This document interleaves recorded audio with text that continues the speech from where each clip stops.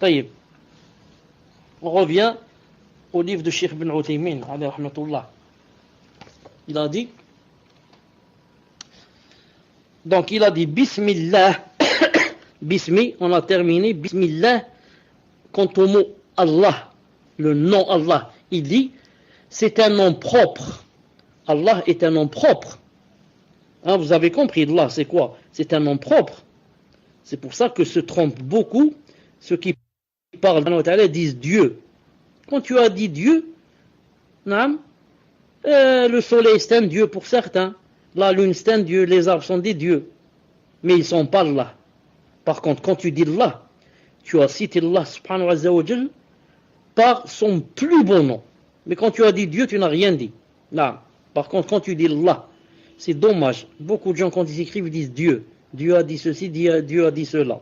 Là. Même des imams, ils disent Dieu. Ou alors dit, mon Dieu Allah. Mon Dieu Allah. Pourquoi tu veux pas le citer par son plus beau nom? Cheikh Ibn Uthaymin dit, Allah Ta'ala est un nom propre, désignant celui qui a créé toute chose à partir du néant, Al-Bari. Allah est le nom propre dont dérivent tous les autres noms. Tous les autres noms qu'Allah Ta'ala a, plus de 99, comme vous savez, peut-être des centaines, peut-être des milliers, on ne sait pas, gravitent autour du nom Allah. Autour du nom Allah. Subhanallah al-Azim. Naam. D'ailleurs, dans la parole d'Allah Azza wa Jal, regardez le verset qui va venir. Lorsqu'il a dit Alif Lam Ra kitabun anzalnahu ilayka litukhrija an-nasa min dhulumati ila an-nur bi'idni rabbihim ila siratil aziz al-habid. Ensuite il a dit Allah alladhi lahu ma fi as-samawati wa ma fi al-ard wa lil kafirina min 'adabin shadid. Alif Lam Ra, voici un livre que nous avons fait descendre sur toi, afin que, par la mission de leur Seigneur, tu fasses sortir les gens des ténèbres vers la lumière, sur la voie du Tout-Puissant, du digne de louange. Et après cela, qu'est-ce qu'il a dit?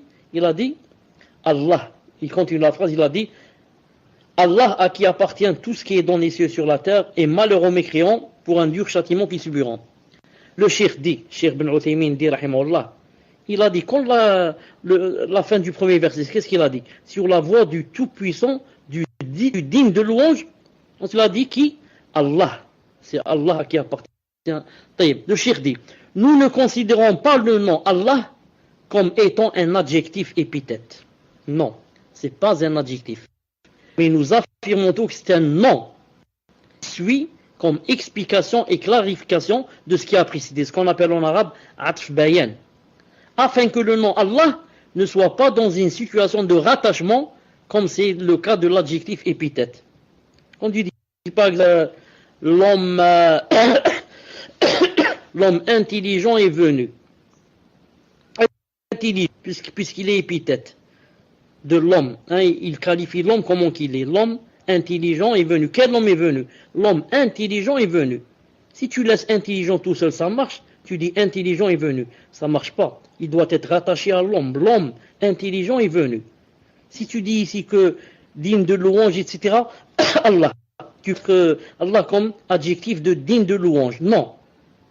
Il faut que tu dises, il faut que tu saches que Allah ici n'est pas un adjectif. C'est plutôt un nom propre, qui est ici venu pour clarifier la situation et non pas pour être un adjectif, car un adjectif épithète est toujours rattaché à son nom. طيب.